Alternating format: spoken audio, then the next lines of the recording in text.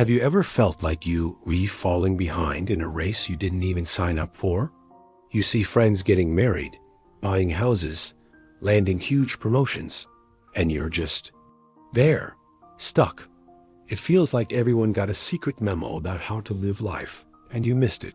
If that sounds familiar, I need you to listen closely to this story. It's about a man who felt exactly the same way, and what he discovered might just change everything for you. His name was Alex, and at 35, he was the walking definition of burnout. He had a decent job in marketing, a small apartment in the city, and a routine so predictable he could live it with his eyes closed. Wake up, commute, work, commute, eat, sleep, repeat. Every birthday felt less like a celebration and more like a deadline he'd missed. He saw his college friends highlight reels on social media, exotic vacations, new babies, corner offices. Meanwhile, Alex felt like he was just treading water and the tide was going out. One Tuesday, the pressure became unbearable. A major project at work had imploded. His boss had made a cutting remark about his lack of drive, and an invitation to a friend's lavish wedding had arrived in the mail, feeling more like a summons than a celebration. Alex couldn't breathe. Instead of heading home, he drove to a quiet, forgotten park on the edge of town, a place he hadn't visited since he was a kid. He just needed to escape the noise. He slumped onto an old wooden bench, the city's distant hum, a dull roar in his ears.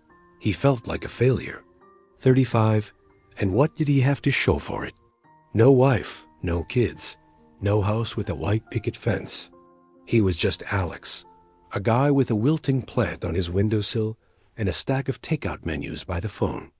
As he sat there, stewing in his own disappointment, a flicker of movement caught his eye.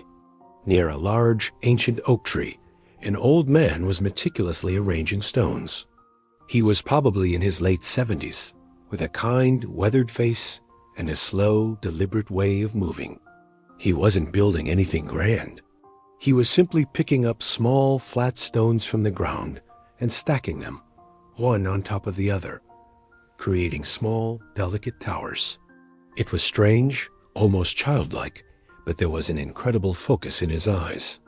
Alex watched him for what felt like an hour. The old man would pick a stone, examine it from every angle, test its weight, and then gently place it on the stack. Sometimes a tower would wobble and collapse. When it did, the old man didn't sigh or get frustrated. He would just smile faintly, gather the fallen stones, and begin again, as if the collapse was part of the process. Curiosity finally got the better of Alex. He walked over. "Excuse me," Alex began, feeling a little foolish. "Can I ask what you're doing?" The old man looked up, his eyes twinkling. "I'm building," he said simply, his voice raspy but warm. Alex looked at the small, precarious stacks of stones. "Building what?" he asked. "They just fall over." The old man chuckled softly. "Ah, but that's the point. I'm not building a skyscraper to last 1,000 years. I'm practicing. I'm learning." He picked up a smooth, gray stone. "See this one? I learn its weight, its balance, its texture. I learn where it fits best. When the tower falls, I don't see failure. I see a lesson. The foundation was wrong, or the stone on top was too heavy. So I learn and I try again. The building itself is not the goal. The building asterisk is the goal." Alex was confused. "The building is the goal?" "Yes," the old man affirmed, placing the stone carefully onto a stack.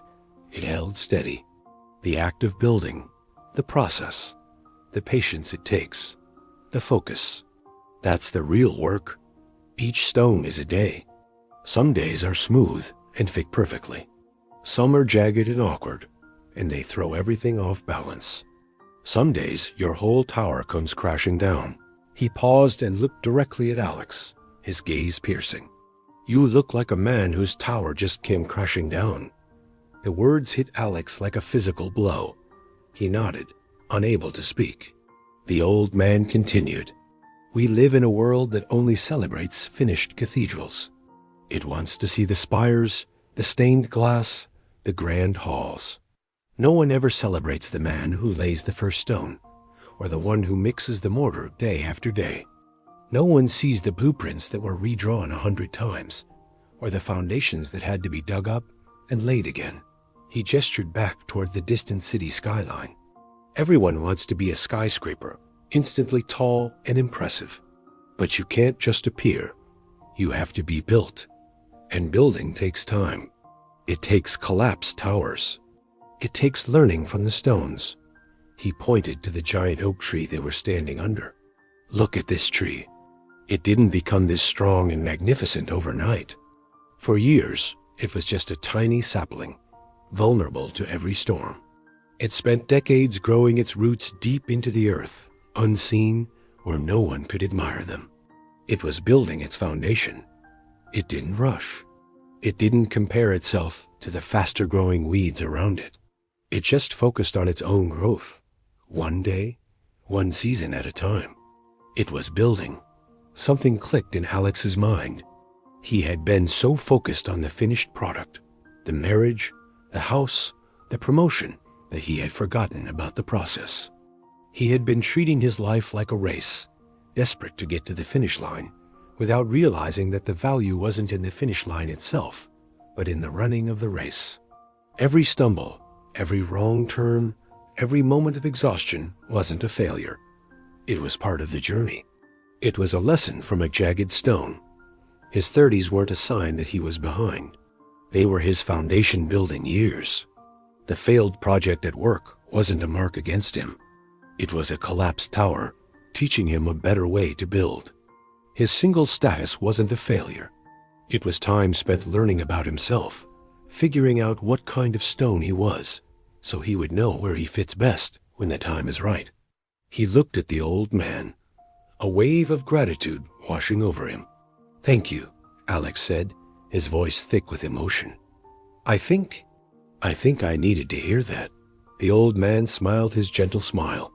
"We all do from time to time. Now, don't rush off. This life of yours isn't a sprint. It's a construction project. It's your personal masterpiece. Some people build quickly with cheap materials. Their buildings look impressive for a while, but they crumble in the first storm. Build with patience. Build with care. Choose your stones wisely. And when things fall apart, don't despair. Just pick up the pieces, learn the lesson, and start building again. Your cathedral will be worth the wait." Alex never saw the old man in the park again, but the lesson stayed with him forever. He didn't magically get a new life overnight. He still had his job, his small apartment, his wilting plant, but his perspective had fundamentally shifted. He started treating his work not as a chore, but as a place to learn, to lay another stone. He started enjoying his own company, seeing it as time to strengthen his own foundation. He started looking at his life not as a series of missed deadlines, but as a work in progress. A beautiful, messy, wonderful work in progress. So if you feel like you're behind, I want you to remember this story. You are not falling behind. You are building. You are laying your foundation, strengthening your roots, learning from your stones. Don't rush the process.